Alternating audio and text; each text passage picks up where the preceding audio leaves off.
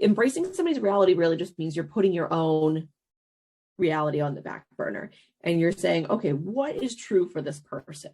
What is true for this person at this moment, on this day, right now? All right, let's do that. Because what's important is no longer my truth that I'm bringing into the situation. The goal is not to fix, to correct, to change. But the goal is to say, okay, how can I make this person's day a little bit easier by doing what's true for them?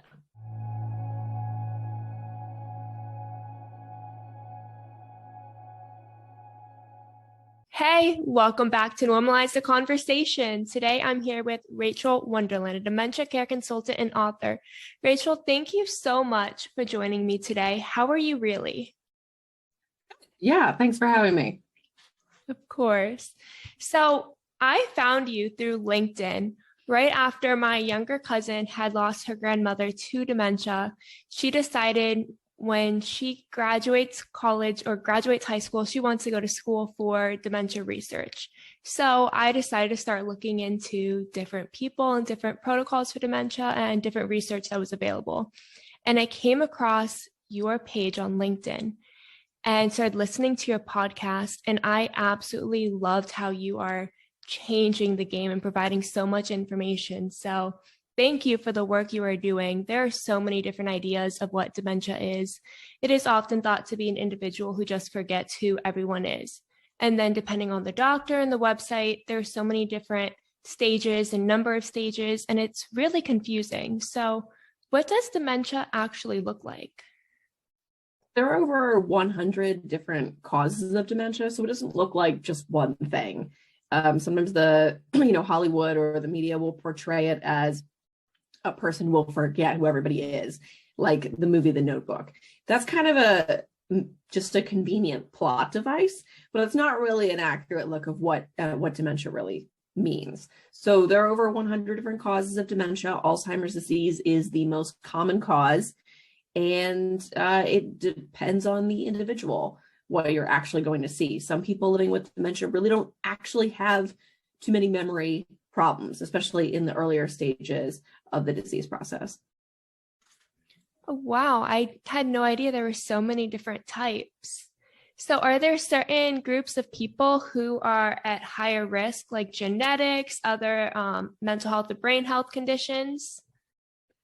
Yeah, but it's kind of hard. The highest risk is just aging. That's it. So women are slightly more affected with dementia, but it's probably just because we live longer than men do. So it's more just aging related. Genetics, of course, can be a factor. A sedentary lifestyle can be a factor. These all can speed up the dementia, but the main one is just aging, just more likely to get dementia as we age. Oh, wow. So is there a certain age where symptoms start to occur, or is it just different for everyone? It's different for everybody. Yep. So I really want to talk about that blog you shared called 20 Things I'd Want If I Got Dementia.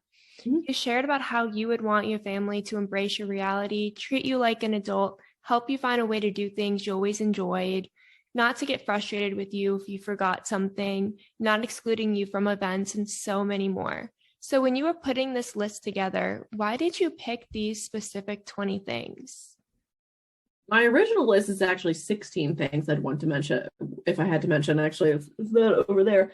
And then I updated it and added 4 more. But it's really, oddly enough, I wrote that probably almost a decade ago at this point.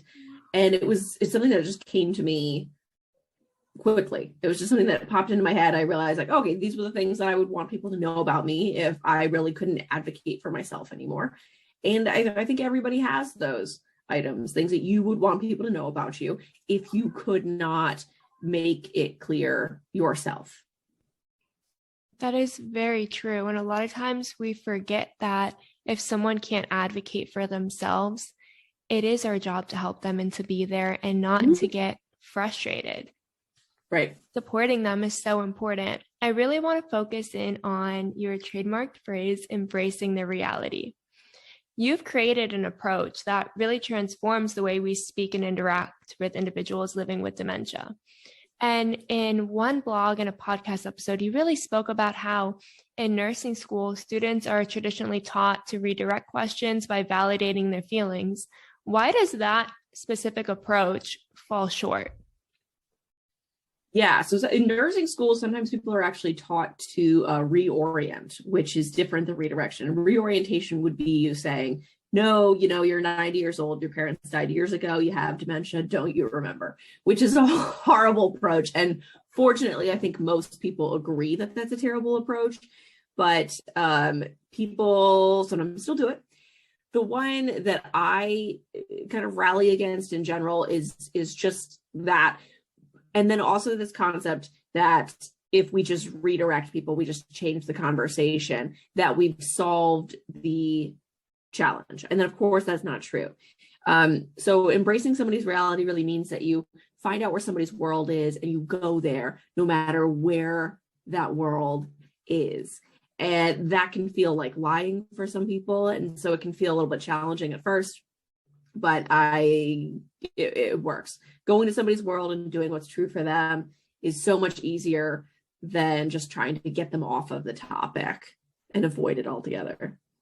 That makes sense. So you mentioned how a lot of people feel uncomfortable because they feel like it's lying. Where is that line between what lying is and what is embracing their reality? I think lying is generally a self-serving tool, right? So we lie to get out of things or prevent ourselves from getting in trouble. When we're embracing somebody's reality, we're really doing what's better for the person living with dementia. And when we're embracing somebody's reality, we're asking them what their reality is, and then we're agreeing with it. So we could literally ask, where do you think your mom is, when someone is saying, where's my mother? And then they say, oh, well, I think she's at work. I think she's at the store. I think she's wherever. And all you're saying is, yeah, that makes sense. She probably is at work. It's much easier to go to somebody's reality when you know where it is, and that you're not, forcing your own reality into the situation. That makes sense. And then there was something else you've spoke a lot about, timeline confusion. So recognizing that someone living with dementia may experience shifts in the reality at multiple times during a day. So just because earlier they thought their mom was at the grocery store doesn't mean they're thinking the same thing later on.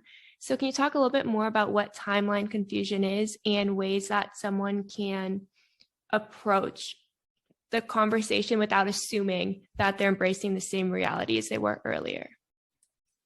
So when you're walking into a situation, if your loved one is having trouble placing you on their timeline, they're not really understanding how linear time works anymore. And especially for grandchildren, this can be very confusing if, you're in your 30s and your grandparents are in their 90s. They may remember you as a very small person, or they may just not remember, you existing yet. You may be a baby. So it's important to not walk into that situation and announce your relationship with that individual if they're having trouble placing you on their timeline. So you're walking in, you're letting them guide you to their reality, and you're not saying like, hey, remember me? Do you remember my name? Remember, I'm your grandkid, or whatever the relationship is. You're letting their reality guide the situation instead of you forcing your relationship into the conversation. That makes a lot of sense. We tend to kind of just force situations in general to be the way we want them, and paying attention that if someone is dealing with timeline confusion, they are forgetting, they are struggling in a way, being mindful that it's okay to listen to them and let them guide the conversation. And one thing I saw was you had questions from people about how correcting someone's confusion from dementia will help boost their memory.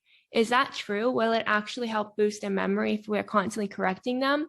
Or will embracing the reality worsen their condition, or is it more helpful? Right. So yeah, people sometimes ask me, well, if you just keep correcting, if I just keep reminding my mom of our truth, won't that be helpful? Because if I embrace her reality too much, won't it confuse her further? No, there's no evidence to suggest that embracing somebody's reality is going to do them any disservice. I think constantly arguing with somebody is a really great way to make them decline faster.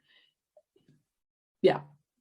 That reminds me of your episode, How to Win an Argument with Someone with Dementia, where you had this one individual who did not recognize her clothing. So she asked her son about it, and her son would argue every time he entered the room because she believed someone stole her clothes. And he was upset because his wife had taken all that time to sew her name into the clothing. So what is the best way to handle a situation like that, where maybe we are getting frustrated as the caregiver, as the loved one, and we don't maybe understand why they don't understand? We're thinking, how is the best way to approach it so that maybe she doesn't believe that someone stole her clothes and she can feel comfortable with her clothes? Yeah, with that particular situation, I just advised that the son not go in her room anymore because he couldn't help himself. He'd go in there and he'd start an argument with her. And I said, just don't go in your mom's room. That was a solution. And that solution can be applied more globally, as in you can step away. You don't have to engage. If you can't help yourself and you just really want to correct somebody, you don't have to engage. You can remove yourself from the situation. You can find another caregiver to come in and relieve you. Being somebody's 24/7 caregiver is way, way more than a full-time job, and it's unpaid, it's stressful, it's not the same as raising a healthy child. It's an impossible to do that job by yourself. So a big part of it is finding other people to help you and being able to step out of the situation when you're feeling like your only option is to start an argument, because it's not going to go anywhere positive. That is so true. Being able to step away. We tend to feel so much guilt, like we have to be there. We have to be there 24/7. We don't want them to feel alone or abandoned. They changed their diapers. They were there for us. We have to be there for them all the time. But sometimes the best way for everyone is to step away, have help. We all need help sometimes. Right. So what are some maybe indicators that it's time to ask for help, to maybe reach out for an aid or for a assisted living care facility? If you've been thinking about it, it's probably been time. That's the easiest advice that I have. If you've been thinking about getting help, if you've been thinking about transitioning them into a dementia care community, it's been time. It's time to make that move. Typically, people wait far too long to ask for help. People wait far too long to make that transition into dementia care because of guilt, or whatever else, pressure from their family. So if you are considering getting help, if you're considering making the move, yes, now is the time. In fact, the time might have been, 6 months ago. The time might have been a year ago. It makes sense that if you're asking yourself the question, it is time. You are having that concern. You recognize that you need support, that they need support, and then it's time. So I think a lot of people also fear these horror stories that they hear, and they don't know what actually happens. So can you share a little bit more about what happens when a patient moves into, or an individual moves into an assisted care facility? So it depends on the type of care community. I always recommend it be a dementia-specific wing or, place in a community. If a loved one has dementia, that is where they need to be, not in the rest of assisted living and not in independent living. This, it really depends on the individual and the family. I would sum it up with a short answer of, I highly recommend my first book called When Someone You Know is Living in a Dementia Care Community. That book within the next year will be replaced by my third book, which is also about that topic. That is my how-to guide on how to transition somebody into a dementia care community. The why, the what, the how, the when. That's really probably the easiest way I can sum it up. But if you've been thinking about making that move, it's time to really get those wheels in motion and begin looking for a community. Well, congratulations on your third book getting ready to come out within the next year. That is amazing. Yeah. And it's even more amazing that you're providing all of that information. I think people are always so afraid of what they don't know. And the media essentially puts a lot of horror stories out there because that's clickbait, is all the bad. So they don't tend to shine a light on the good. So all you know and all the reference you have is all the bad things that have happened, what's happened on the news, what's happened in the movies, and you don't actually know. So then you feel afraid. Am I actually going to hurt my parent by putting them in the care facility? Am I really helping them? Is something bad going to happen? So being able to provide that information is so amazing. And you're really offering a lot of people support when they need it. So thank you for that. Thanks. And so when you now have someone who has been diagnosed with dementia, what are some words or phrases that you should start to adjust and avoid to provide the right kind of support? In general, there's nothing in particular that you need to avoid besides constantly correcting or arguing with them. If they want to talk about their dementia diagnosis early on in the disease process, I think that's perfectly fine. What we don't want to do is keep reminding somebody who has forgotten that they have dementia that they have dementia. So I tend to avoid the word dementia unless someone brings it up with me. So if a person is living with dementia and they want to talk about their diagnosis, I'm of course happy to do that with them.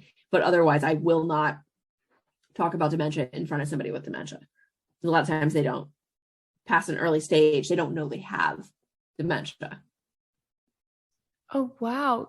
A lot of people, I think, would believe that you should always be talking about it because once you get a diagnosis, we kind of identify with the diagnosis all the time, and that becomes our label. Right. And we feel like we always need to be talking about it. So when a loved one forgets, we almost feel like we have to remind them, like we have to tell them what's going on, but that's not necessarily fair to them. And that's what I love about your embracing the reality approach. So do you have some action items that you could share for our listeners who maybe have a loved one who's living with dementia to learn how to properly embrace the reality? Definitely go to my blog, dementiabyday.com. And on the first blog post up there that's like saved is about this concept. And it's long and it's in depth and it'll give you a full look. Embracing somebody's reality really just means you're putting your own reality on the back burner and you're saying, okay, what is true for this person? What is true for this person at this moment on this day right now?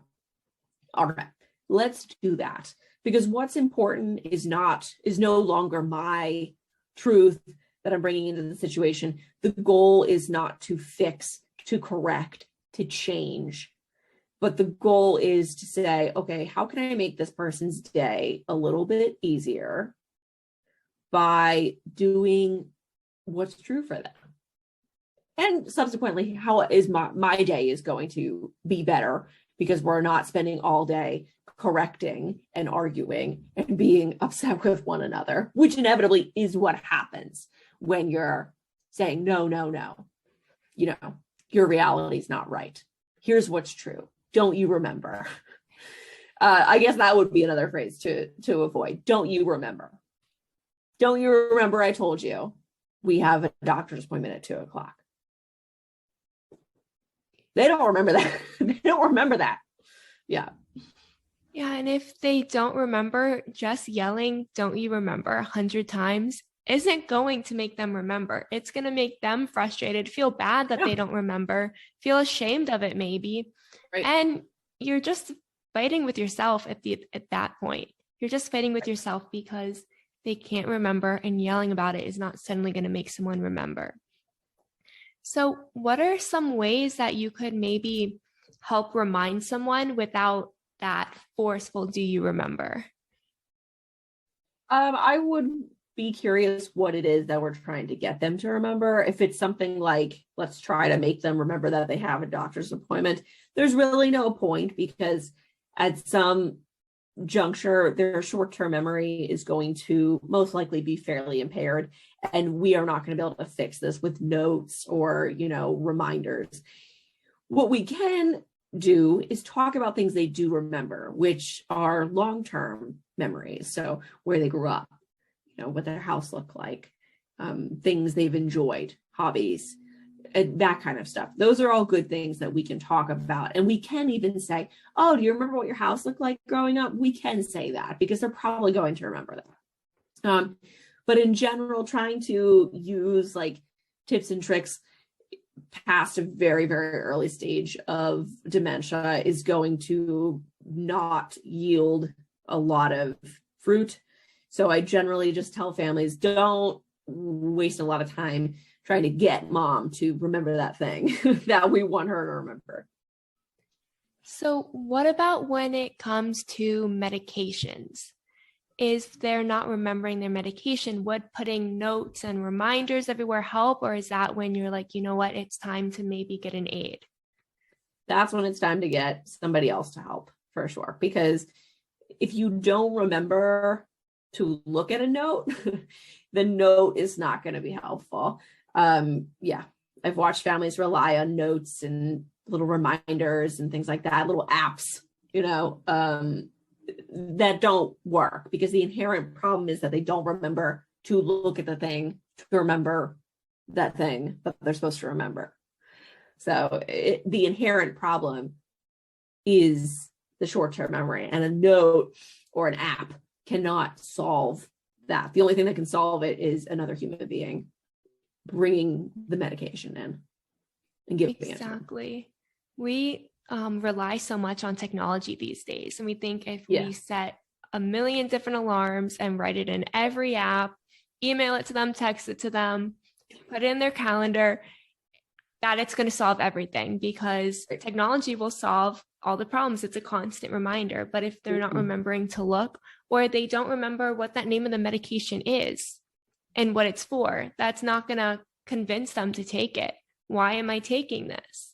Right. So understanding that there is a point when it's okay to ask for an aid and not to try to solve every problem. You can't solve that they're not remembering. Exactly. So when it comes to other things, maybe like hygiene and small things to take care of themselves, is there a certain point where it's like, you know what, it's time to get an aid, or is that different for everyone? If someone is at the point where they really cannot make safe decisions anymore, as in they shouldn't be left home alone because they may do something like head outside, forget why they're out there, go down the basement stairs without turning on the light, things like that, then it is probably time. I generally would recommend extra help past an early stage of dementia, like a very early stage of dementia. I don't recommend anybody being alone for any extended period of time. Can just spell disaster pretty quickly. That makes so much sense. We tend to, like you said in the meeting, we tend to wait. We tend to wait as long as possible, and we don't want to admit that we need help and that we can't handle it. We also don't want to admit that our loved one may be living with dementia. We don't always know what to do. Do we take them to the doctor and see? What doctor do we go to? So when people have questions like that, what doctor do you go to get someone diagnosed or to check and see where they're at? I would recommend a neurologist or a geriatrician. A doctor specializes in geriatrics and aging. Both of these doctors are sometimes hard to come by because they are in high demand. So it is good to get somebody and try to get on a wait list if you can, or if you have a large hospital system nearby that does memory screenings, that is another way to go. And they typically have teams of neurologists and geriatricians. So anybody who specializes in aging and in aging related disorders, sometimes family care physicians can get you a basic diagnosis, but are not going to be able to get you much more than, okay, we think it's dementia, which is really not a whole lot of data to actually go on. That is very true. So how do you know when it's time to bring someone in for that memory scan? Do you just do it maybe with age as like preventative or as early recognition? Or is it something that maybe there's warning signs or indicators that it's time to go in? It wouldn't be a bad idea to take people in as not so much preventative, but as like a, let's find this out before it's a problem. I would say that 99.9% of people are not doing that. And it is reactive and it is, oh no, something is wrong. You're probably going to see an uptick in this after the holidays because people are going to see their loved ones again for maybe the first time in a few months or longer. And they may notice, oh, wow, this person has progressed in their cognitive decline. We need to get them to a doctor. So it really depends on the family. I mean, if you could do early stage check-ins, yes, that would 100% be the ideal situation. I don't think most families are not doing that. Let's say that. We are definitely very reactive in every shape and form when it comes to health. Sure. And when it comes to brain health, we are so reactive. We wait as long as we possibly can. Well, it's scary. I think people don't always want to face whatever it is that they're afraid of. And dementia is a pretty scary diagnosis because we don't have a cure for any form of dementia at this point. So, I think for a lot of people, it feels like, well, why even get a diagnosis? The answer is really just because we need a little bit more data, and it could help us to keep tabs on symptoms that they might be having. But otherwise, yeah, if somebody's in a very late stage of dementia, there's no point in going to the doctor probably to like get a formal diagnosis because you already know, you've already seen what's going on there. A diagnosis is not really going to benefit you too much. That makes sense, especially since there is no cure. A lot of people might feel like, why should I even go? It's not like they can do anything for me. And it can be terrifying to find that out, that you have something that there is no cure. And this fear of forgetting your loved ones and knowing that that could be coming up. It could. I would say majority of people living with dementia do not have trouble placing their loved ones on their timeline until very, very late in the disease process, if at all. So the concept that like someone's going to wake up one morning and not know who you are is a very Hollywoodized look at dementia, and that's not how it works. So don't have the fear that somebody's going to just like be a completely different person one day, unless there is a really bad accident. If there's a fall, if there's a crazy, really bad fall or a car accident or a stroke, all of these things could make somebody pretty altered from the way they were the day before. But, barring any accident like that, you're not really going to see a drastic, oh, wow, this person's completely different and doesn't know who I am now, change overnight for sure. I think that's probably one of the biggest misconceptions is that's what we assume is going to happen. We assume that all of a sudden they're going to wake up one day and have no idea who they are, where they are, and we're not going to be able to help them. Right. That's because of movies like The Notebook. That's because of movies and TV shows sometimes that, put this idea into people's heads. So. What are some of the other biggest misconceptions when it comes to dementia? That you can have either Alzheimer's or dementia and Alzheimer's is the most common cause of dementia. So someone with dementia could have Alzheimer's. Someone with Alzheimer's does have dementia, if that makes sense. That, everyone's going to forget, they're going to forget who you are. I've heard people say, oh, well, they'll forget their own name. No, that never happens. Mirrors, I've only very occasionally had somebody who is freaked out by a mirror because they don't recognize themselves and they think that who's this old person in the mirror. I've only had that happen on like a handful of occasions, but that's a misconception. Yeah, there's a lot of stuff out there. There's a lot of myths out there about dementia. There are, and they make it terrifying for not only the person who may be going through it, but also their loved ones, because they have no idea what to expect. And that is one of the reasons why I love the work you're doing. I love listening to your podcast. I think I've sent it out to like 20 people. I'm like, please listen to this. Oh, good. So thank you for continuously educating all of us, because I continuously learn so much from you every day. Oh, awesome. Appreciate that. Thank you so much for joining me today. Yeah, totally. Thanks for having me.